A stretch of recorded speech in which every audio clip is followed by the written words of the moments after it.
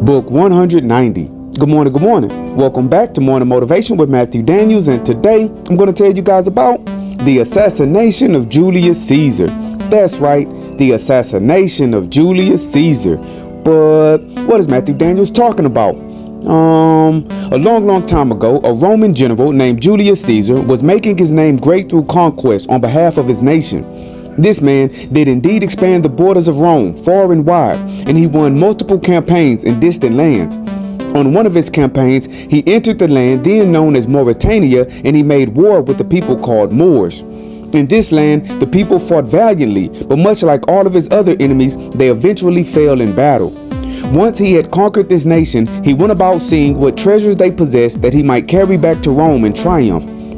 Approaching a wise man, who was one of my ancestors no less, he was told of a treasure that was held in the temple.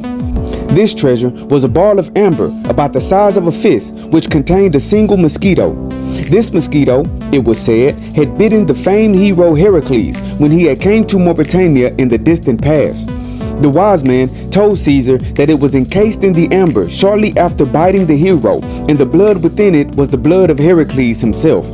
Intrigued by this tale, Julius Caesar went to find this treasure, and when he located it, he took it from the temple. He immediately made his scientists extract the mosquito from its tomb made of amber, and he ordered them to mix the blood of Heracles in with his own blood. In this way, he thought that he might gain the power of the man whose father was the god Zeus.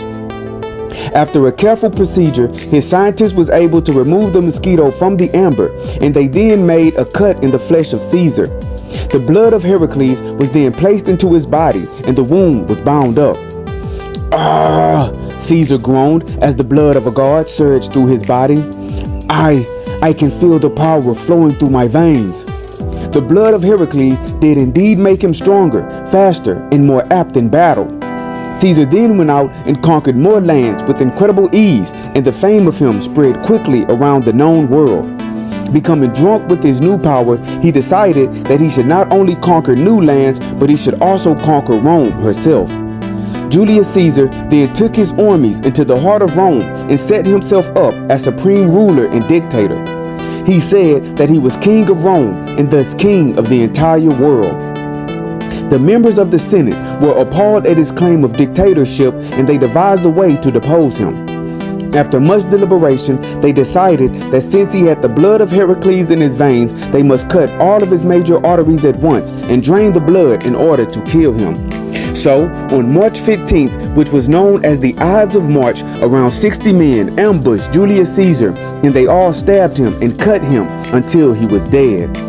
And so, the morning motivation of today is the assassination of Julius Caesar.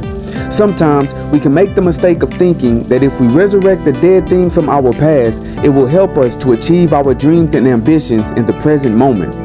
All the while, that thing which is dead did in fact die for a reason. And if we give it new life, it will lead to our ultimate destruction. In our past, we have dead relationships, both platonic and non-platonic. And those relationships may have worked to get us to a certain point in life when they were alive. However, if we go back and try to mix those old relationships into our new lives, the results will be catastrophic.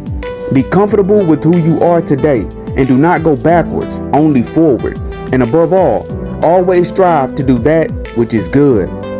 And remember, you are awesome, you are amazing, you are wonderful, and you are great. And you are going to change the world. I just hope I'm still alive to see it, family.